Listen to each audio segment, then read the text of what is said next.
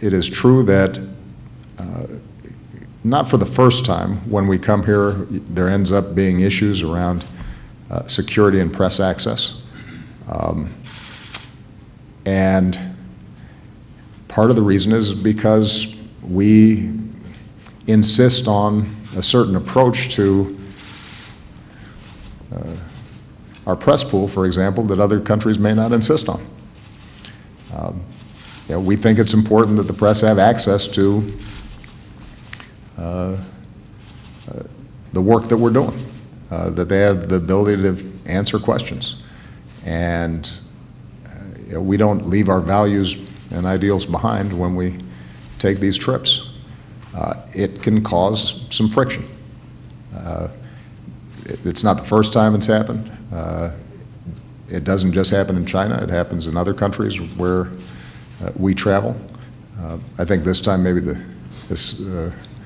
Josh put it, the seams are showing a little more than usual in terms of some of the negotiations and jostling that takes place behind the scenes.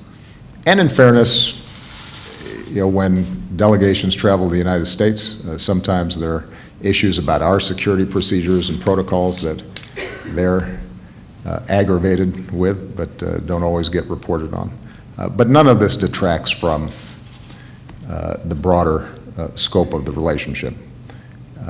As we saw yesterday, President Xi and I continued what has been a historic joint project to elevate climate change issues.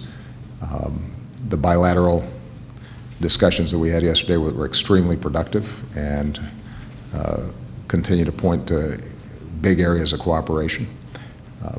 When I bring up issues like human rights, there are some tensions there that perhaps don't take place when President Xi meets with other leaders, but that's part of our job. That's part of what we do. And so I wouldn't overcrank the significance of it, because as I said, this is not the first time that these things happen, and it doesn't just happen here. It happens in a lot of places, including, by the way, sometimes our allies.